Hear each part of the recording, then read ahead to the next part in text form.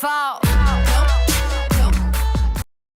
didn't know what to do. It was at night, so I drove myself to the emergency room. That's a nice, relaxing drive. No, after you.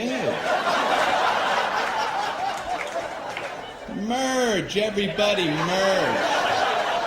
I'm only imploding.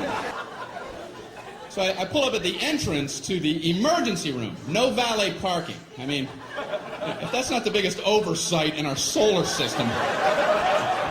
If there's ever a time where you want to go, can you park this because I need to collapse immediately? But no, I'm circling around a parking lot. Can I park there? I think I'm going to die. I'm dying too. Okay, go ahead. Unbelievable. I don't care if you're driving yourself or someone else to the emergency room. You still want to get out and run in with them. Are you supposed to drop somebody off and go park a car? Okay, you go in. Tell them you're shot.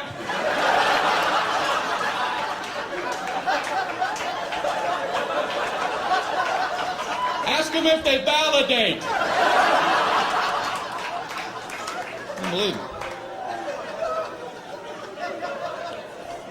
So I finally park, I go in to check in. They ask the most insulting question when you check into a hospital. What seems to be the problem? What seems? Well, it seems. It seems like everything on my inside wants to be on my outside. But I'm no doctor. What kind of condescending question?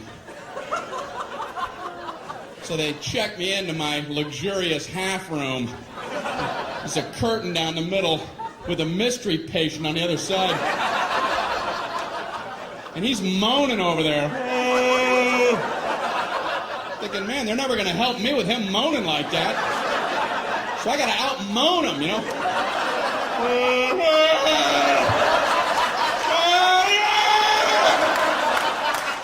Quit moaning, we're all hurting. The whole floor is like a haunted choir. It's got to be hell to work in this environment. So I'm killing time writhing. Nurse finally comes in. How are you doing tonight? I'm on a gurney. You have a painkiller or something? This is killing me. So she goes, how would you describe your pain? It's killing me. I don't know if you remember that part. Ouch. What, are we playing that pyramid game? Excruciating. Horrific. Would rather have shards of glass in my eyes.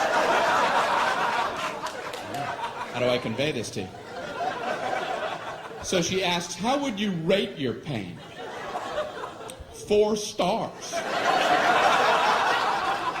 2 enthusiastic thumbs up. She goes, how would you rate it on a scale of 1 to 10, with 10 being the worst? Well, saying a low number isn't going to help you. Oh, I'm a 2. Maybe the high 1s. Or you could give me a baby aspirin and cut it in half. And maybe a Flintstone vitamin and I'll be out of your hair. You can go 10 to all the 3s and 4s and such. If anyone's saying such ridiculous numbers. I couldn't bring myself to say 10, though, because I had heard the worst pain a human can endure is getting the femur bone cracked in half. And I don't know if that's true, but I thought if it is, they have exclusive rights to 10. And now I'm thinking, what was I worried about? Is there like a femur ward at the hospital? They would have heard about me and hobble into my room. Who the hell had the audacity to say he was at a level 10? You You know nothing about 10. Give me a sledgehammer. Let me show you what 10 is all about, Mr. Tommy A. No! No! No! How can I possibly say 10?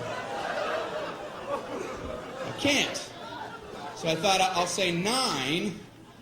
And then I thought, no, childbirth. I better not try to compete with that. And then I'm thinking, you know, it must be hell giving childbirth when your femur bone's cracked. So I said, I guess I'm an 8. She goes, oh, okay, I'll be back. I'm like, oh, I blew it, man. I ain't getting nothing with 8. But she surprised me. She comes in, she goes, the doctor told me to give you morphine immediately. And I'm like, morphine? That's what they gave the guy in Saving Private Ryan right before he died. Okay, I'm a 4. I'm a 0. I'm a negative 11-teen. Morphine. So they gave me morphine. Wow. All I know is about 15 minutes later, just for the hell of it, I was like, I'm an 8 again. Guess who's an 8?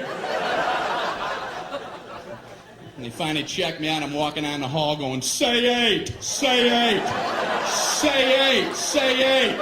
Happy 8 day.